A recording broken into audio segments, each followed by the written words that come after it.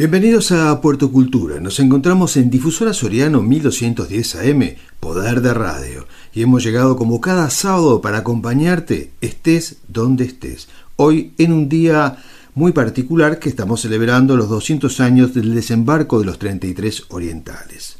Mi nombre es Daniel Korsch y junto a Sandra Rush y María Noel Requesén estaremos conversando sobre distintos temas, hoy enfocados en dos celebraciones. Por un lado, la de los 33 orientales y por otro lado, vamos a hacer también un análisis sobre la novela de Mario Vargas Llosa, La tía Julia y el escribidor. Así que te invito a quedarte junto a nosotros los próximos 60 minutos porque estamos a punto de desembarcar en ese momento, en ese espacio, en ese universo sorprendente como lo es Puerto Cultura.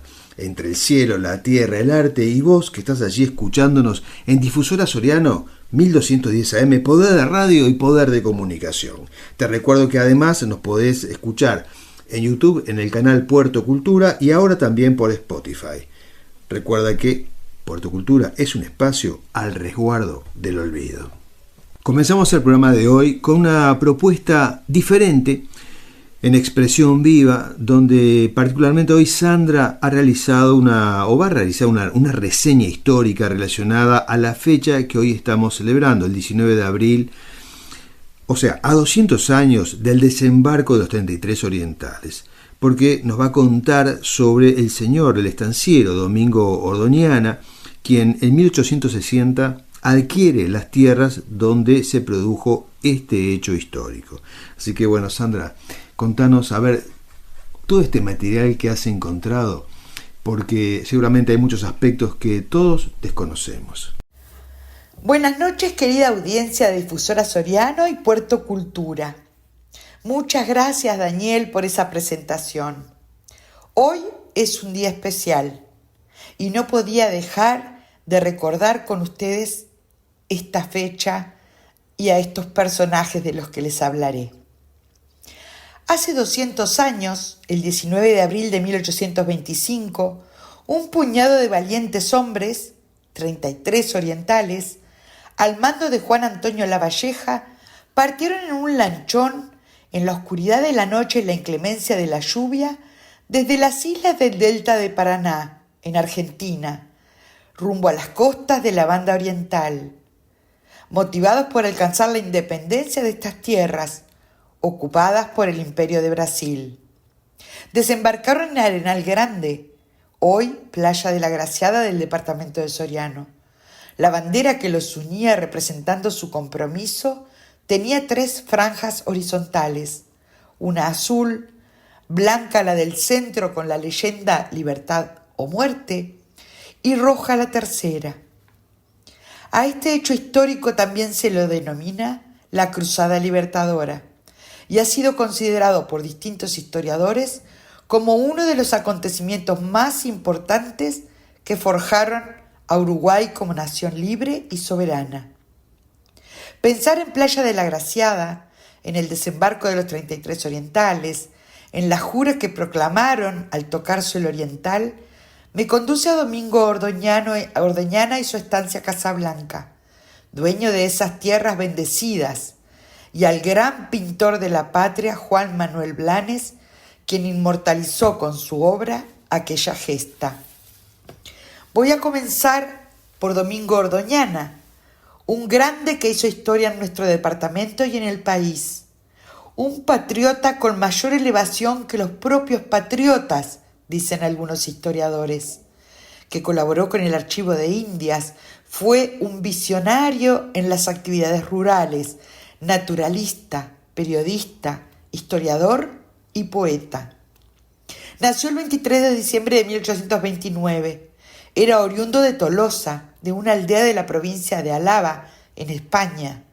En plena guerra civil, con 11 años de edad y como consecuencia de una supuesta transgresión cometida por él, fue puesto en prisión. A mediados de 1842, supo que en el puerto de Pasajes se anunciaba la salida de un buque de vela para Montevideo, y allí vio su oportunidad. Se presentó al agente marítimo, señor Larrañaga Echeverría, le manifestó sus circunstancias y sus deseos de embarcarse para América. Y ante la carencia de recursos y relaciones del adolescente, el generoso agente le dio un pasaje para pagarlo cuando le fuera posible, y además una carta de recomendación para un amigo ganadero que tenía en la banda oriental.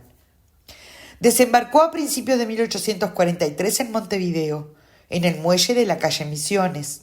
Consiguió trabajo en un comercio y a los pocos días fue enrolado en las fuerzas que se organizaban en Montevideo para resistir al ejército argentino, que tomó posiciones en el Cerrito, al mando del general Oribe. Fue herido en combate y trasladado al Hospital de Sangre, establecido en inmediaciones del Paso de las Duranas, donde vio frustrada su vocación de lucha por la paz, pero tuvo la oportunidad de dedicarse al servicio humanitario, el más inofensivo que suele permitir la guerra. Se dedicó a la enfermería y llegó a convertirse en el encargado de sanidad del ejército de Oribe.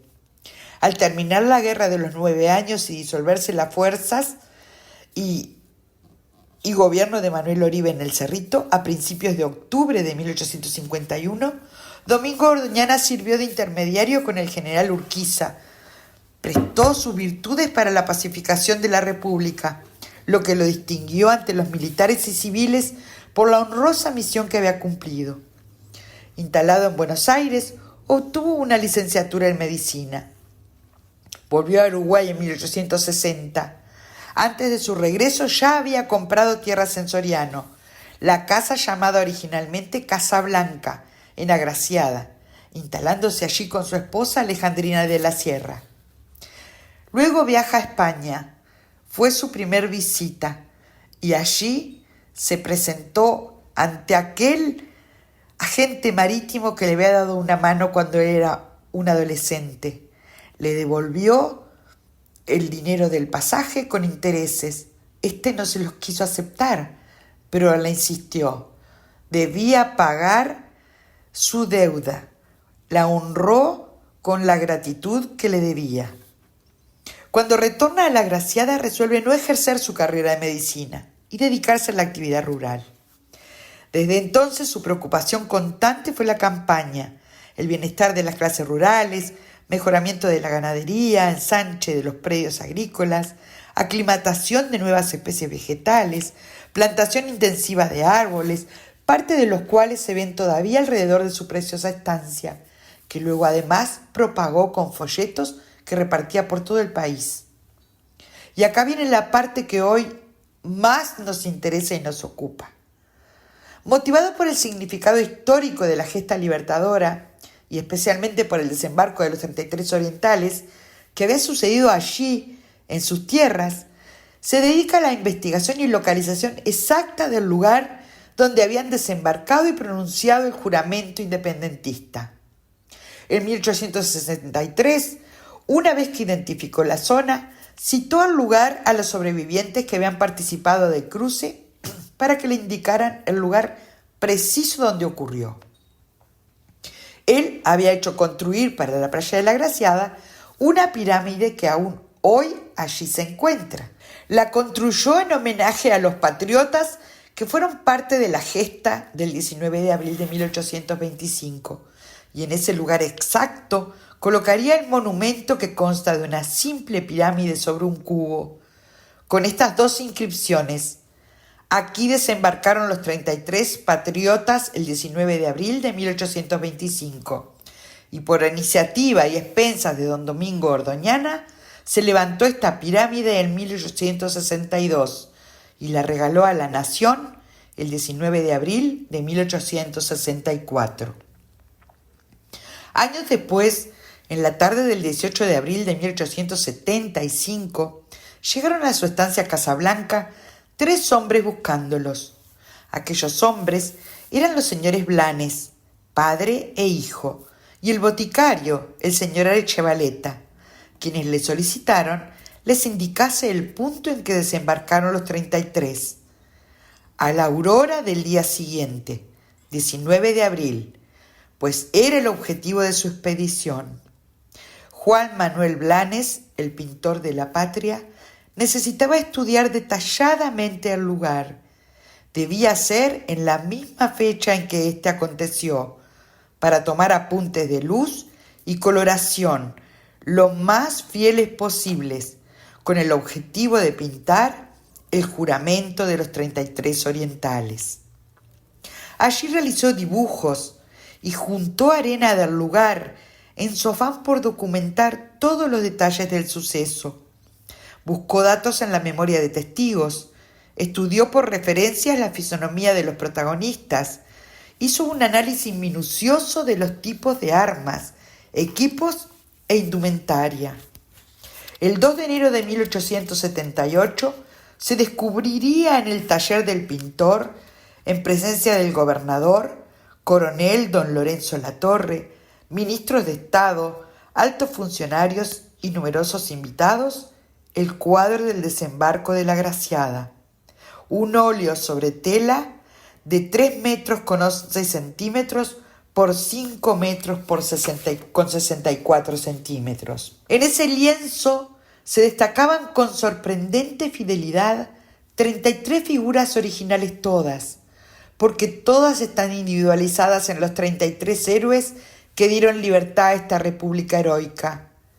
Domingo Ordoñana hizo uso de la palabra, rememorando para los presentes cómo se dio el inicio de esta obra, la visita y estancia en Agraciada del autor Juan Manuel Blanes.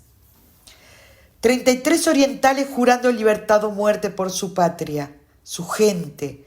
33 hombres de los que unos pocos eran héroes de la idea, concebidores de un gran pensamiento, y todos héroes de la abnegación y de la amistad. Domingo Ordoñana era un ser dotado de una inteligencia privilegiada, de conocimientos profundos y convicciones arraigadas, de acción y de pensamiento libres, que no siendo oriental, desde que pisó estas tierras, se entregó a su defensa, convirtiéndose en un gran patriota. Su corazón fue tan uruguayo que hasta dispuso en vida que sus restos reposaran en la Agraciada.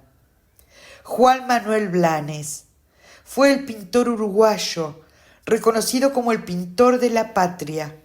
Construyó para la joven República del Uruguay las imágenes necesarias para pensarse como nación. En las memorias sobre su obra, El juramento de los 33 orientales, el artista nos dice por qué escogió el momento de la jura y no del desembarco. Y la explicación es que la llegada al sitio donde iba a plantarse con el pie la semilla de la libertad se hizo a la noche. Esta obra provocó un desborde universal de admiración, un entusiasmo frenético nunca visto. Hoy se conserva en el Museo de Bellas Artes. Dos grandes se unen para inmortalizar una hazaña: Juan Manuel Blanes y Domingo Ordoñana. Blanes fue el pintor y Ordoñana un motivador que lo recibió en su estancia a Casablanca para que realizara su obra. Playa de la Agraciada, desembarco de los 33 orientales, departamento de Soriano. Sí, aquí nació la patria. Espero que hayan disfrutado de esta columna de hoy. Sigan en Puerto Cultura, sigan en Difusora Soriano y que tengan un muy buen descanso. Nos encontramos el próximo sábado. Gracias por estar ahí. Continuamos en Difusora Soriano, estás escuchando Puerto Cultura y estamos en el segundo bloque del programa, donde nos vamos a encontrar ahora con la licenciada María Noel Requesén, quien en Séptimo Arte 21 nos va a contar sobre aquellas películas que nacieron de un libro, pero mejor vamos a escuchar a quien sabe, porque la única persona que sabe todo sobre el cine es María Noel. Así que luz, cámara, Requesén. Hola, muchas gracias Daniel por la presentación de cada semana y bienvenidos a todos los oyentes de Puerto Cultura en Difusora Soriano 1210 AM. Acá les habla María Noel Requesens y como cada sábado en este segmento que llamamos Séptimo Arte 21 compartimos todo sobre el séptimo arte, es decir, el cine, géneros cinematográficos, referentes, los principales roles dentro de las producciones cinematográficas. Hablamos de los grandes premios a la industria del cine como son los Globos de Oro, los Goya, los BAFTA, los premios Oscar. Hablamos de los festivales de cine.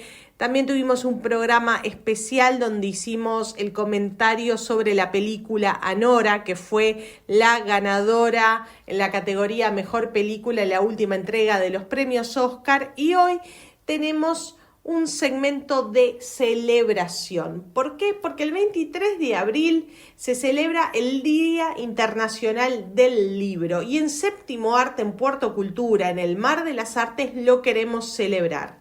Y se estarán preguntando por qué en un segmento que hablamos de cine celebramos el libro. Y lo hacemos por dos razones. La primera, quizá algunos lo sepan, pero como el público se renueva, dice Mirta Legrand, lo voy a recordar. Quien les habla, María Noel Requesens, soy escritora y autora de la novela La Pequeña Biblioteca del sello Moademcroft, que Daniel la ha comentado en varias oportunidades en el segmento de catálogo Moademcroft. Y otra razón, pero no menos importante, es porque la literatura y el cine, aunque cada arte maneja un lenguaje distinto, son mejores amigos. Es decir, el cine y la literatura se nutren entre sí y se prestan las historias. Sobre todo, la literatura le cede sus historias al cine para ser llevadas a la gran pantalla. ¿Y cómo vamos a celebrar este día tan especial? Bueno, vamos a repasar algunas exitosas películas que son adaptaciones de libros. Estas películas estrenadas sobre todo en los últimos 20-25 años de grandes novelas de antes. Pero tenemos que comenzar por definir, por conocer qué es una adaptación cinematográfica. Esto ya lo hemos mencionado en algunos otros programas aquí en Puerto Cultura, pero siempre vale la pena recordarlo. Una adaptación cinematográfica es la conversión, es decir, la transformación de una historia escrita en una película. Es decir, puede ser una novela, un poema, incluso también un artículo periodístico. Todas esas historias escritas pueden ser llevadas al cine, ser transformadas, convertidas en película. La definición, como verán, es muy simple. Ahora, yo pregunto, ¿también es simple el proceso de adaptación de una producción escrita a una cinematográfica? Y la respuesta que les doy es un no en mayúscula, en negrita y con signos de exclamación. Este proceso de adaptación no es simple. ¿Por qué? Porque llevar la historia de un libro a la gran pantalla es un proceso complejo. Como ya mencionamos, el cine y la literatura manejan lenguajes distintos, pero no solo esto, sino también tiempos y espacios distintos. Y es un desafío adaptar lo que está escrito en papel, que prácticamente no tiene límites, llevarlo a un lenguaje audiovisual cuyo tiempo y espacio están limitados. Antes de seguir, tenemos que diferenciar, que me parece que está bueno diferenciarlo, lo que es una adaptación cinematográfica de una película que está basada en un libro. Acá estamos hablando, sobre todo, ejemplificando con libros, con novelas.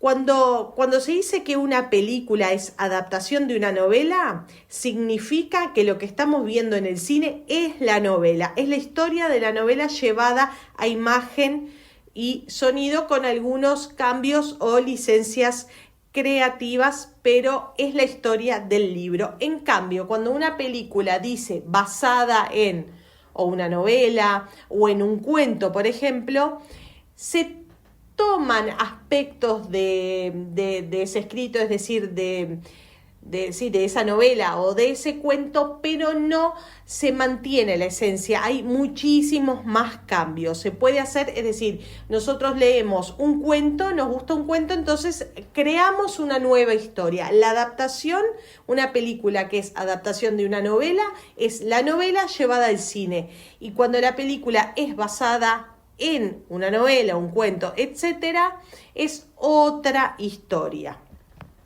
Ahora bien, supongamos que nosotros somos una productora cinematográfica, somos productores cinematográficos, leímos una novela, nos gustó mucho y la queremos llevar al cine. ¿Cómo hacemos? ¿Es fácil o no es fácil? No, como ya dijimos, es un proceso complejo que tiene un primer paso que es el más importante de todos y que sin él no existiría adaptación cinematográfica. Este paso es un tema legal que hay que asesorarse, que cuál es el pedir los derechos de autor de la novela que queremos adaptar. ¿A quién pedirle los derechos de autor? Bueno, eso depende de cada país, y a quién se le pagan también depende del tipo de obra, porque hay algunas obras, algunas novelas, por ejemplo, que se llama que son de dominio público, es decir, que no hay que pedir derechos de autor. Igualmente siempre hay que asesorarse legalmente para no caer en tener algún problema judicial. Así que si nosotros somos productores cinematográficos y queremos llevar una novela, un libro que nos gustó, lo queremos llevar al cine, siempre tenemos que pedir los derechos de autor para evitar cualquier tipo de enfrentamiento judicial, y para eso hay que asesorarse. Esto es un tema engorroso que quizá algún día lo traigamos acá a Séptimo Arte, pero es muy engorroso y hay que tener mucho cuidado, por eso siempre es recomendable asesorarse. Luego que los productores adquirieron los derechos de autor de esa novela que quieren llevar al cine, entra el proceso creativo, que consta de muchos pasos. Pero nosotros acá no vamos a hablar de todo el proceso creativo, porque necesitaríamos muchísimo tiempo, pero lo vamos a resumir a grosso modo, en grandes rasgos, en esta característica, que cuál es que los encargados de llevar el libro a la gran pantalla tienen que conocer la historia escrita como si fuera la de ellos mismos, saberla de memoria, saber cada detalle, hasta soñar con la historia. ¿Por qué? Porque no todo lo que se escribe en el libro es información relevante para llevar al lenguaje audiovisual. El libro, la novela, nos da libertad. Tenemos tiempos y espacios casi ilimitados, donde el autor de un libro puede incluir muchos personajes secundarios, incluir subtramas para embellecer la historia, para completarla de alguna manera, hasta para, muy entre comillas, decorarla. En cambio, en el lenguaje audiovisual, en el cine, están muy marcados los límites de tiempo y espacios. Una de las razones es por los costos. Hacer una película es caro. Entonces, llevar al 100% un libro a la gran pantalla sería engorroso, lleno de detalles irrelevantes, tediosos, muchas veces aburridos, y que serían muy caros para la gran pantalla. En el libro hay muchas escenas, muchos diálogos, muchos personajes de decoración, de relleno, que en un libro está bueno leer, pero cuando se lleva a imagen y sonido quizá no tenga mucho sentido o no sume nada a la historia. Un ejemplo de haber quitado un personaje es el caso de la adaptación de la novela El Señor de los Anillos, de J.R.R. Tolkien. En la versión cinematográfica de estas novelas se decidió omitir a un personaje llamado Tom Bombadil. Los fanáticos de las novelas de Tolkien, del Señor de los Anillos, cuando fueron a ver al cine y vieron que se omitió este personaje, lo consideraron casi un sacrilegio. Ahora, para aquellas personas que fueron al cine a ver El Señor de los Anillos sin haber leído previamente los libros, que estuviera o no Tom Bombadil, no pasaba absolutamente nada. Es decir, era un personaje que en los libros quizá era simpático, a los lectores les gusta, pero en el lenguaje audiovisual no aportaba mucho más a la historia. Ahora vamos a rememorar algunas exitosas adaptaciones cinematográficas de grandes novelas de los últimos 20-25 años. Pero antes quiero hacer una aclaración y hasta un pequeño spoiler de próximos programas. En esta ocasión voy a dejar de lado todas las adaptaciones de Shakespeare, que es el autor más adaptado a lo que es cine, series, etcétera, etcétera. ¿Y por qué lo voy a dejar de lado en el programa de hoy? Porque ya vamos a hablar de él, le vamos a dedicar un programa entero a Shakespeare. Y comenzamos, la primera adaptación que vamos a mencionar es la de recién, El Señor de los Anillos, en el cine de aventuras. Es una trilogía de 3 películas, cada una corresponde a la trilogía de libros de J.R.R. Tolkien, que son El Señor de los Anillos, la Comunidad del Anillo, que es el primer tomo, El Señor de los Anillos, Las Dos Torres, que es el segundo libro, y El Señor de los Anillos, El Retorno del Rey. Cada una de las películas está dirigida por Peter Jackson y cuenta con Viggo Mortensen, Elijah Wood e Ian McKellen como protagonistas. Ustedes ya saben que esta trilogía de libros tratan de las aventuras de un grupo conformado por elfos, por hombres, por hobbits y por enanos para salvar a la Tierra Media de un ser maligno, de un señor malvado. La primera entrega de la película El Señor de los Anillos, la Comunidad del Anillo, se estrenó en el 2001 y las dos posteriores, Las Dos Torres y El Retorno del Rey, en 2002 y 2003 respectivamente. Las grandes diferencias con el libro, además de en el cine darle más trascendencia e importancia a una historia de amor que no la tienen las novelas, es esta omisión del personaje Tom Bombadil. Sin embargo, las películas han sido, por supuesto, un éxito de taquillas y han recaudado cerca de $3.000 millones entre las 3. Y ustedes las pueden ver en 2 plataformas, en Amazon Prime y en HBO Max, que también están incluidas las versiones extendidas de cada película. Después nos vamos un poco al cine romántico con un clásico de clásicos de Louisa May Alcott, que es el entrañable Mujercitas, que fue llevada al cine en varias ocasiones. La primera en 1917, que es una cinta que se considera ya perdida.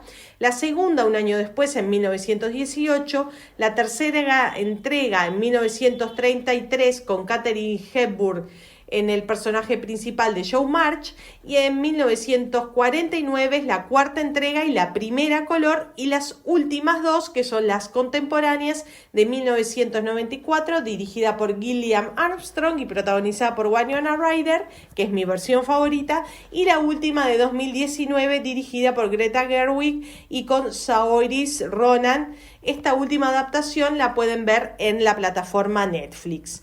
Y una autora favorita del cine, la escritora, yo creo, la más favorita del cine, sobre todo de los últimos años, es nada más ni nada menos de Jane Austen. Casi todas sus novelas fueron llevadas al cine o incluso también a series televisivas de la mano de la BBC. Es la favorita, sobre todo del género romántico, y se han adaptado al cine sus libros Sensatez y Sentimiento, Emma, Persuasión y Orgullo y Prejuicio, que es como su novela ícono, que todas las leímos y a todos nos gustan, y que casualmente este año se cumple 25 años del estreno de la última adaptación de Orgullo y Prejuicio, que fue una película protagonizada por Keira Knightley en el rol de Elizabeth Bennet y Matthew Macfadyen como el queridísimo señor Darcy. Este film lo pueden ver en Netflix.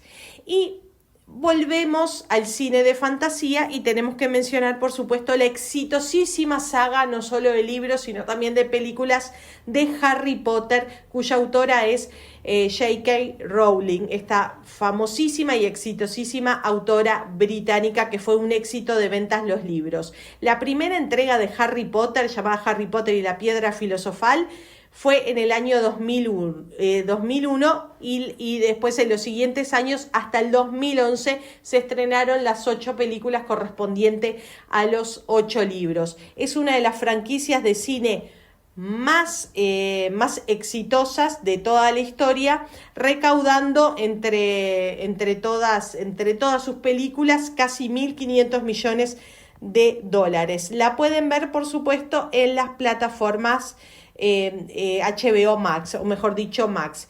Después podemos mencionar muchísimas más adaptaciones de gran variedad, por ejemplo, la literatura erótica y el cine erótico con 50 sombras de Grey a la cabeza. Después está, que es una trilogía literaria y también cinematográfica, un bestseller de misterio religioso como El Código Da Vinci, que es la adaptación de la novela homónima de Dan Brown, que estuvo muy cuestionada por la Iglesia Católica, aunque tuvo muy buena recepción entre el público. Truman Capote, con sus clásicos A Sangre Fría y Desayuno en Tiffany, los cuentos de hadas, que se adaptan mucho en el cine animado, como Blancanieves de los hermanos Grimm, La Sirenita de Hans Christian Andersen, La Bella Durmiente de Charles Perrault o Alicia en el País de las Maravillas de Lewis Carroll.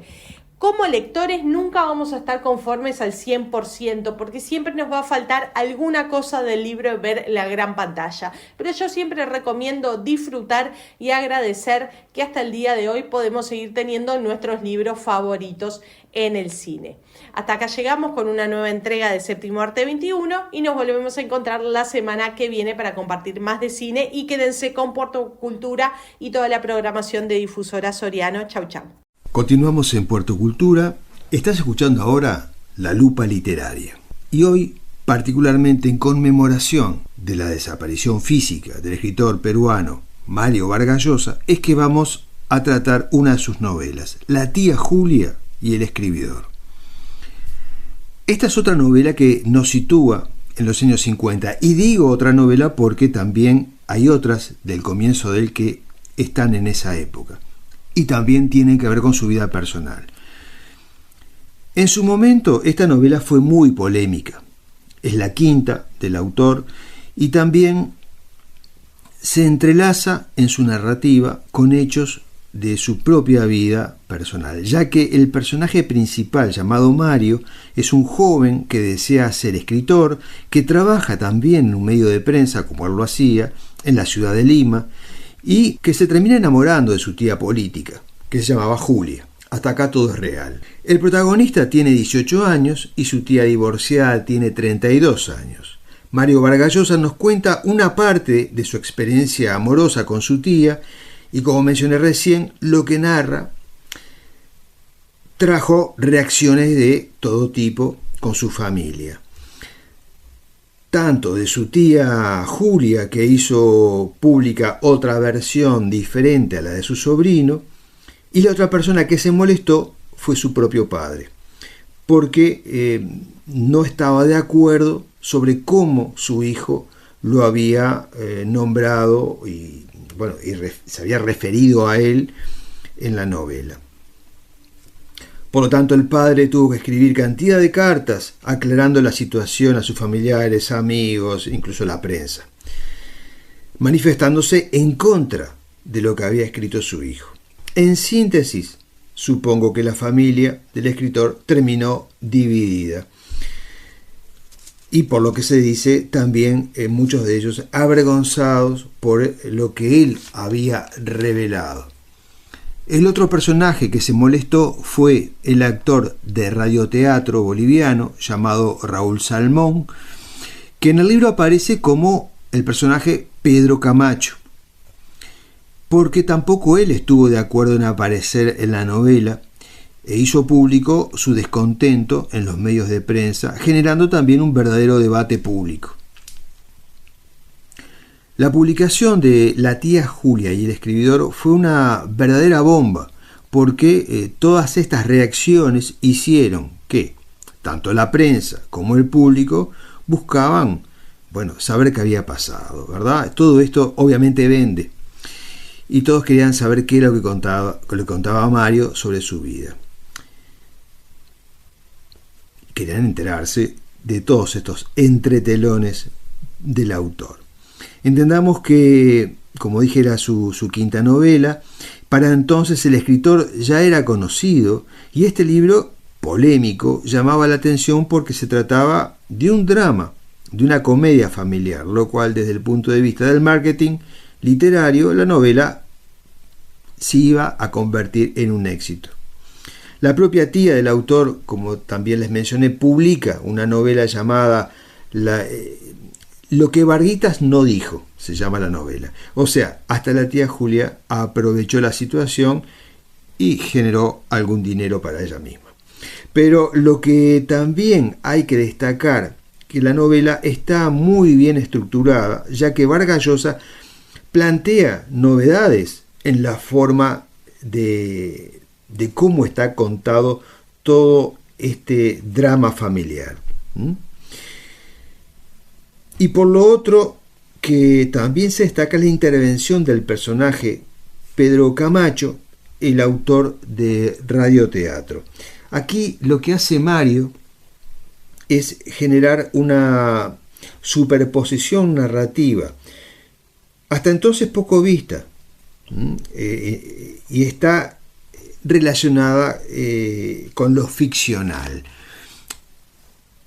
O sea, son dos historias que transcurren en paralelo, porque por un lado tenemos a un joven escritor que vive un romance con su propia tía y por otro tenemos al excéntrico escritor de radioteatro, Pedro Camacho, que elabora distintos guiones que se entrelazan con la realidad del aspirante a escritor. Y esto es la verdadera clave de la obra. Por eso este libro es lo que es, más allá de toda la parte familiar y todo el revuelo que se hizo por lo que conté recién. Pero desde el punto de vista narrativo, lo que Mario hace en este camino entre el autor y lo que cuenta el autor de los guiones, el personaje principal y el autor de los guiones, se van entrelazando, se van mezclando, y esto es un verdadero desafío literario. Mario Vargas Llosa arma este verdadero rompecabezas con los capítulos pares y los impares. En los capítulos pares se halla la vida de Mario Vargas Llosa con su tía Julia, y en los impares se encuentran los guiones del radioteatro escritos por Camacho. Y aquí es donde, digamos, que se puede abrazar la creación literaria de la autobiografía siguiendo el día a día de la relación amorosa que se cuenta desde el comienzo de la atracción mutua hasta el casamiento secreto. Y lo que buscó Mario Vargas Llosa con esta alteración entre lo real y lo ficcional fue las dos caras de la situación que el escritor estaba viviendo. O sea, todo lo que cuenta el personaje Camacho en sus guiones de radioteatro complementan la historia o la sintetizan, ¿no?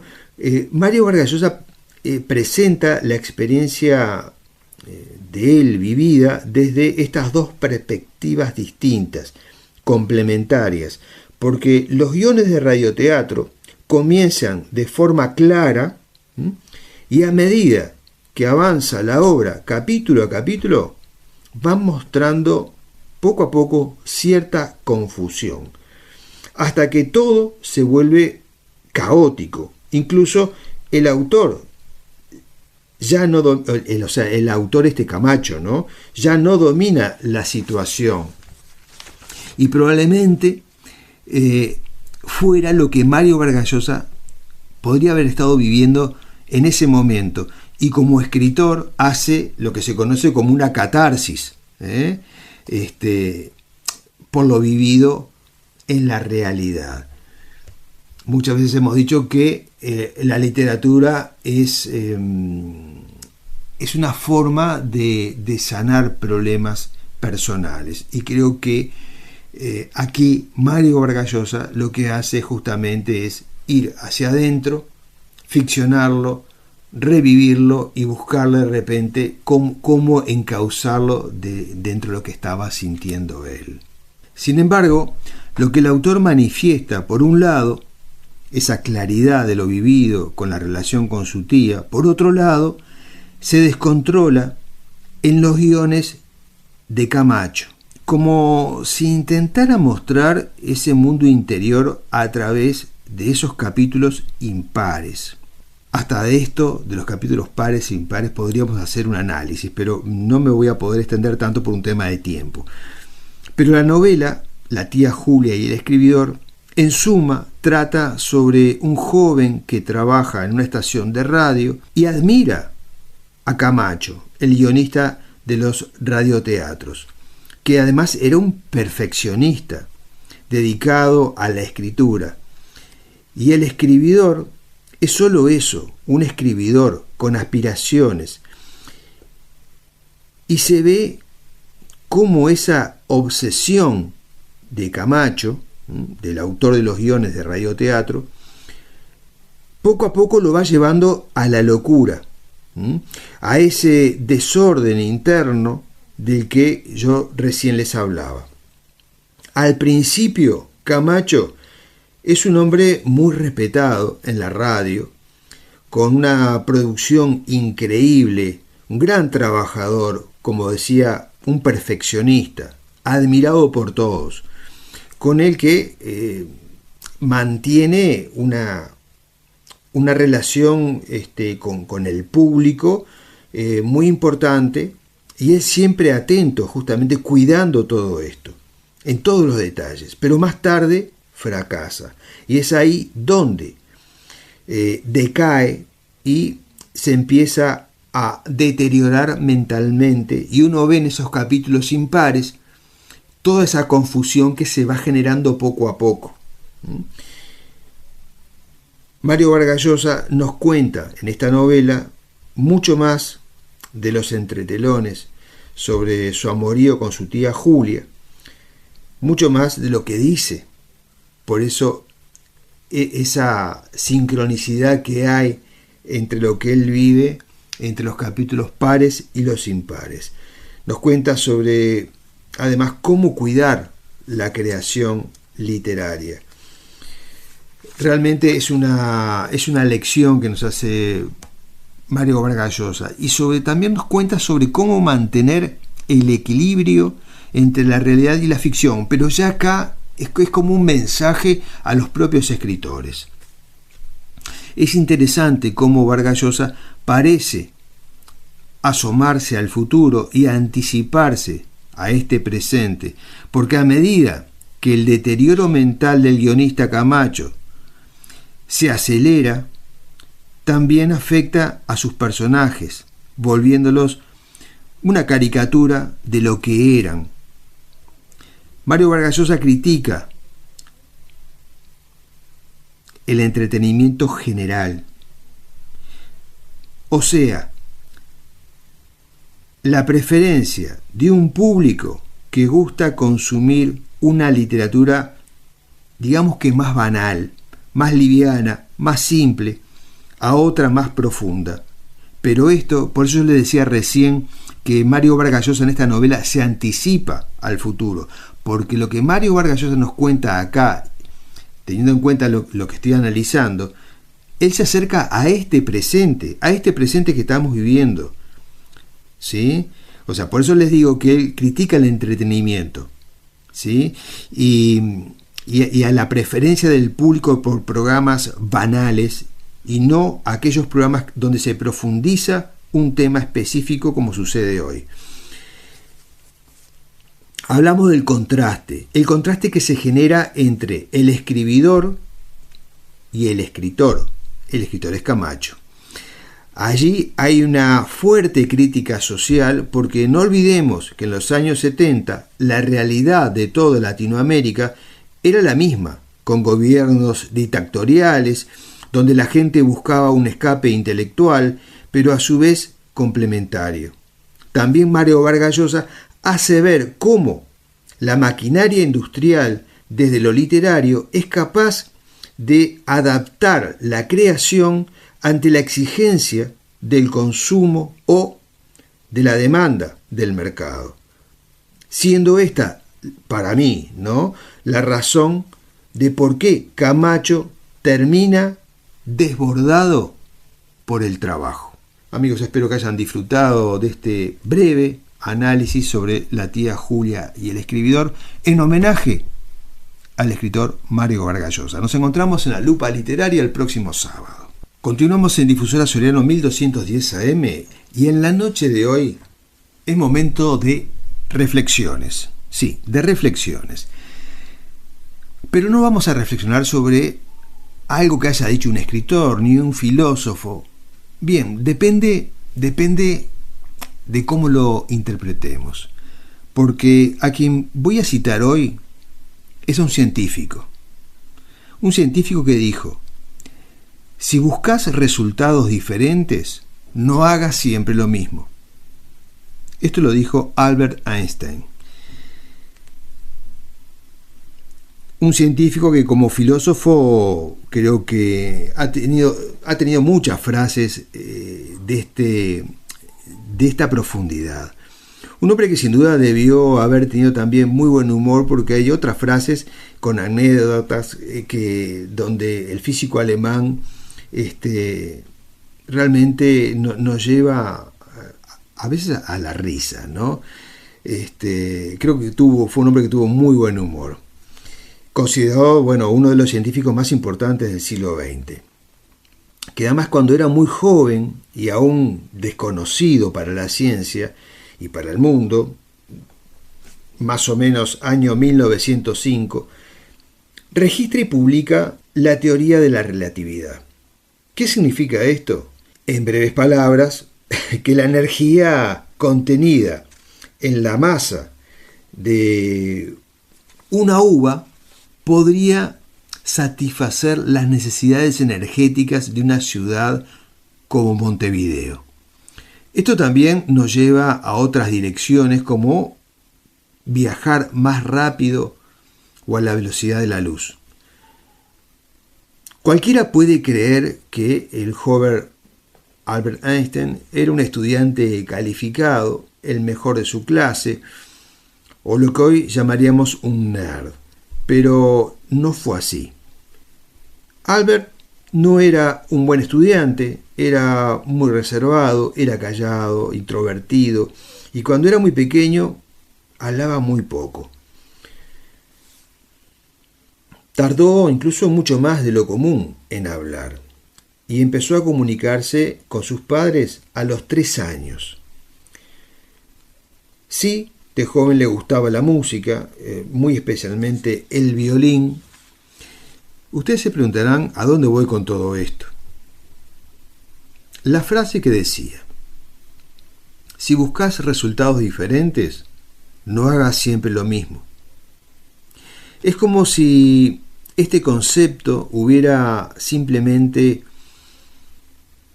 estado presente en el espíritu inquieto, transgresor, innovador de Albert Einstein.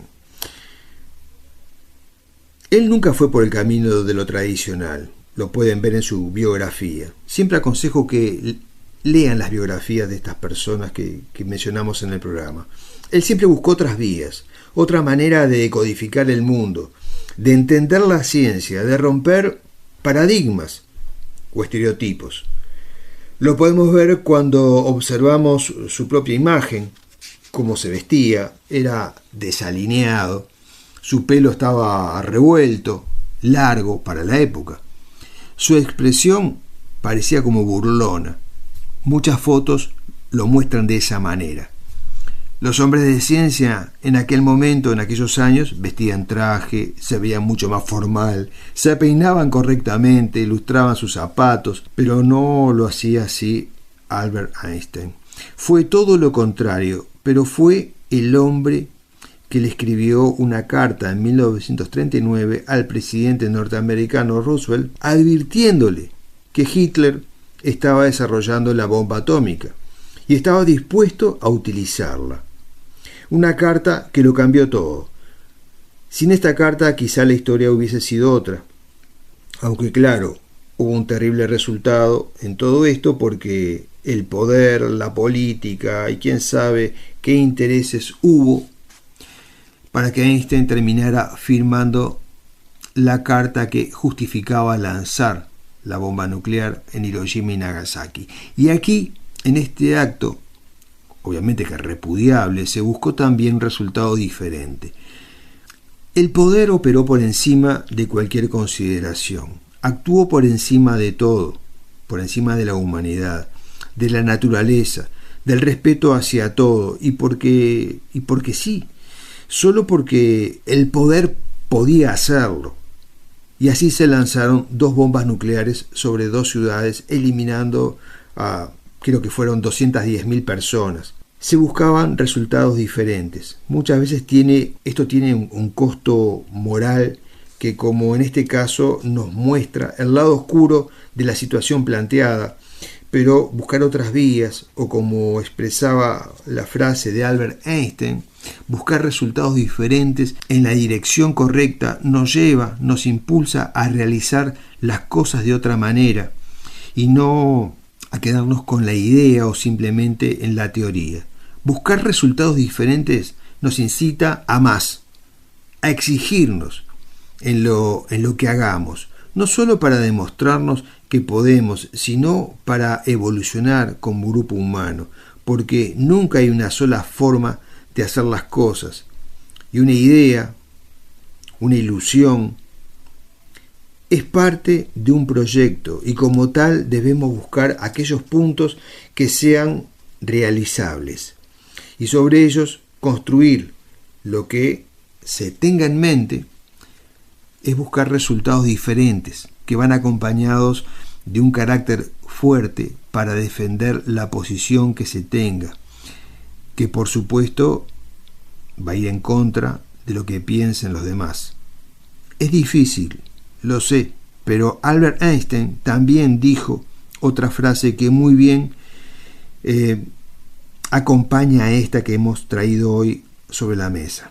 Idea sobre buscar resultados diferentes. Él agregó también que, en otro contexto, ¿no?, decía lo siguiente, que la persona que sigue a la multitud normalmente no irá más allá de la multitud.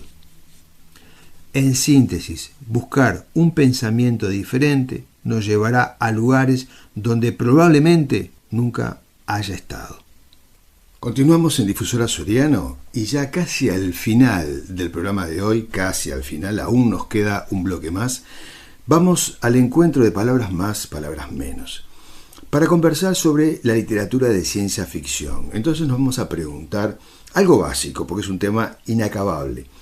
¿Cuándo comienza? ¿Cuál es el mensaje? O si es solo un entretenimiento. ¿Cuál es el límite? ¿Qué es la ciencia ficción? La ciencia ficción es un subgénero de la narrativa que deriva de la especulación, también podemos decir, y de la suposición, teorías, conjeturas, que giran alrededor de la tecnología y cómo ésta impacta en la sociedad. O sea, ciencia y tecnología al servicio del ser humano. Este subgénero lo encontramos en cómics, en la TV, o por supuesto en el cine, ¿sí? También en los videojuegos. En estas historias se trata sobre logros que la humanidad ha tenido a través del desarrollo justamente de la ciencia, proyectos hacia el futuro. Para ello, los escritores que trabajan este subgénero investigan sobre las últimas investigaciones en el campo científico, revistas de ciencia, información. Bueno, tienen que ahondar en todos estos asuntos de la tecnología, en todas las áreas, para a partir de allí justamente estimular la imaginación y generar un momento, un espacio, un universo diferente en base a justamente la especulación, en base a las teorías que se están trabajando desde este presente. También en este subgénero se cuenta sobre el impacto negativo que puede traer la ciencia a modo de reflexión. ¿En qué se diferencia con la literatura fantástica? Porque alguien puede llegar a confundirlo. En la literatura fantástica los hechos son imaginarios y hablamos generalmente de encantos, hechizos o espadas encantadas o magos, ¿verdad? O animales puramente fantásticos relacionados con las personas en ese universo que se ha generado fantástico. Mientras que en una historia de ciencia ficción los asuntos son puramente científicos, ¿no? O digamos que la ciencia es el eje central de todo lo que ocurre allí. En la propuesta de una historia de ciencia ficción, además de lo que acabo de decir, incluye la posibilidad de crear un mundo distópico, o sea, un mundo que no es el ideal, que presenta elementos negativos. Se puede tratar también una historia sobre mundos paralelos, viajes en el tiempo, por supuesto, robots, ni que hablar, culturas alienígenas, distorsiones de nuestra realidad. Esto es lo que contiene una historia de ciencia ficción. Ahora, vámonos un poco al pasado. La ciencia ficción, si bien no existía, o el concepto de ciencia ficción no existía en la literatura de esta manera, sí existía desde antes, pero es a partir del siglo XX cuando la ciencia comienza a avanzar rápidamente y cobra interés para los escritores toda esta parte tecnológica que venimos hablando, ¿no? Entonces empiezan a imaginar todo lo que puede llegar a suceder con los inventos que en ese momento empiezan a tomar estado público. O sea, desde los medios de comunicación, al transporte, al uso de la electricidad, todo eso que a fines del siglo XIX empezó a tomar mucha más velocidad, ¿sí? Actualmente vemos justamente cómo la expansión de los videojuegos ha tenido un rol importante como entretenimiento en la juventud. También los cómics en Japón, o sea, los mangas, han adoptado historias de ciencia ficción.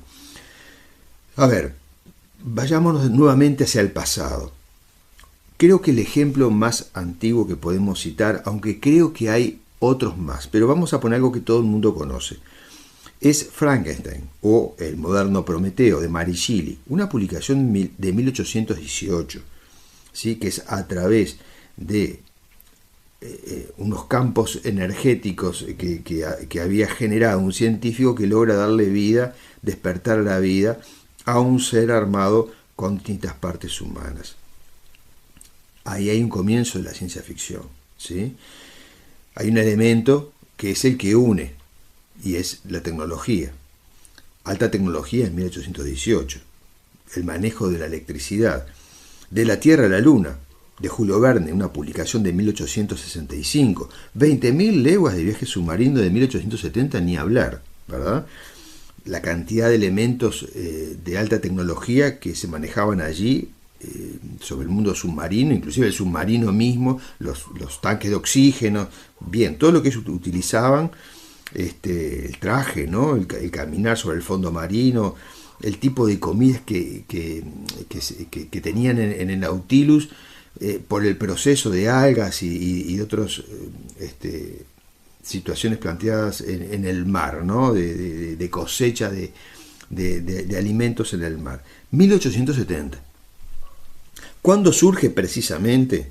Bien, aproximadamente en 1920, cuando ocurre la Gran Depresión de Estados Unidos, los jóvenes escritores buscaban escapar artísticamente de la realidad en la que vivían. Un ejemplo es H.P. Lovecraft y sus novelas de terror, o sus cuentos, porque creo que novela tuvo una sola, sus cuentos de terror cósmico. O sea, en aquellos primeros años la literatura de escape mostraba un mundo mucho más oscuro y grandes interrogantes en una fase muy experimental. Por eso les recomiendo leer a Lovecraft. Allí es para mí el semillero, el gran semillero. Para muchos lectores que veían a Lovecraft y a otros autores del momento en aquellas historias tan fantásticas, ¿sí?, que nunca serían tomadas como creíbles. Y aún ahí el concepto de ciencia ficción estaba por surgir. Lovecraft con la llamada de Cthulhu, 1928, el Necronomicon, Dagon de 1919, son claros ejemplos de lo que estamos hablando. Pasaron los años y llegaron otros escritores, como, y acá sí es el concepto de ciencia ficción puro y duro, ¿no?, Isaac Asimov, Ray Bradbury, Arthur C. Clarke, ¿verdad? Isaac Asimov era científico, además escritor, ¿no? Publicó Fundación en 1951, Yo Robot en 1950, una novela que aún tiene una gran vigencia, y una película de Will Smith que de no hace muchos años, que la siguen pasando hoy y llama la atención. Bueno, Ray Bradbury con sus Crónicas Marcianas, Fahrenheit 451, Arthur C. Clarke y Cita con Rama, 2001, El Centinela, ciencia ficción claramente. Así, este subgénero se fue posicionando a través de estos escritores, ¿sí?, como tales, ¿no? Isaac Asimov, Ray Bradbury y Arthur C. Clarke. Hay otros, por supuesto.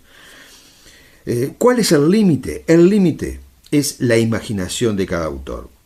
¿Cuál es el mensaje? Llevar al lector a la reflexión sobre los peligros de la tecnología. Es una invitación justamente a esto, a reflexionar sobre la realidad ética y sobre el impacto de la tecnología en la sociedad. Muy resumido este tema, pero creo que lo hemos logrado condensar. Nos encontramos el próximo sábado, aquí, en Puerto Cultura. Bien, y ahora sí, sobre el cierre de Puerto Cultura, vamos al catálogo de la editorial Moadencroft muy rápidamente. Y aquí me han dejado, para abrir el programa, el poemario de Sandra Rush, de Luces y Sombras, que está en todas las librerías del país y lo pueden encontrar acá en la ciudad de Mercedes, en librerías y también en el gran kiosco, que ustedes ya saben cuál es. El elefante rosado habla, de Fabiana García, un libro que trata sobre las adicciones.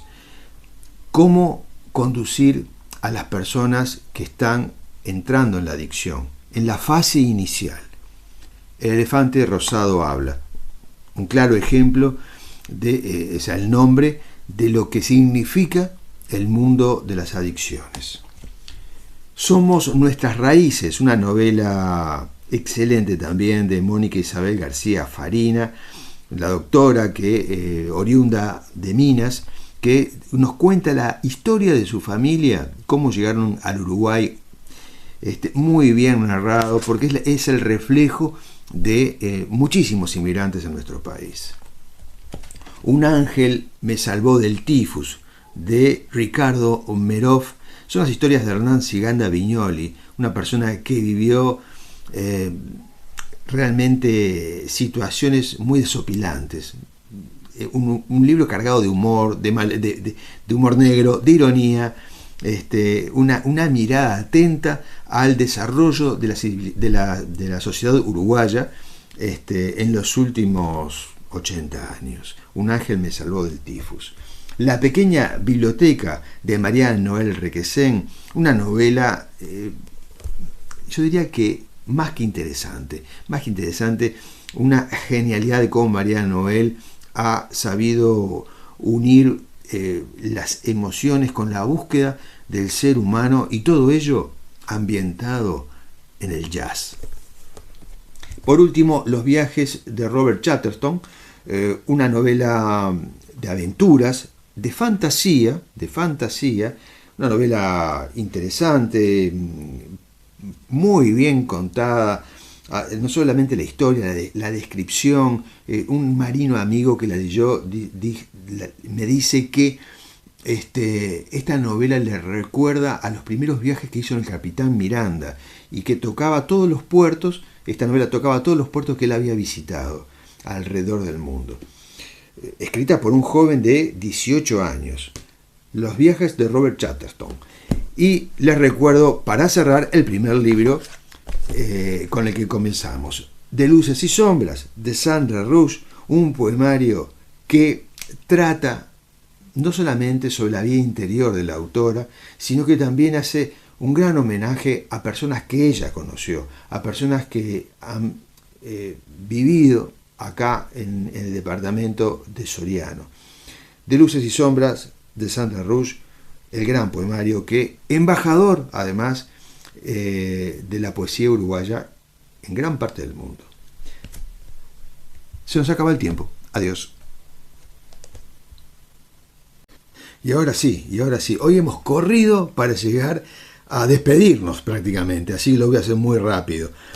Como siempre les digo, es para nosotros no queremos irnos, no queremos hacer el cierre del programa, pero no tenemos más remedio. Zarpamos de Puerto Cultura en la búsqueda de nuevo material para el próximo sábado y les damos las gracias por habernos escuchado, por estar allí cada sábado. En mi nombre, Daniel Corcho, en nombre de Sandra Rush, en nombre de María Noel Requesén, les decimos adiós. Pero no se vayan porque Difusora Soriano continúa con su gran programación para el fin de semana.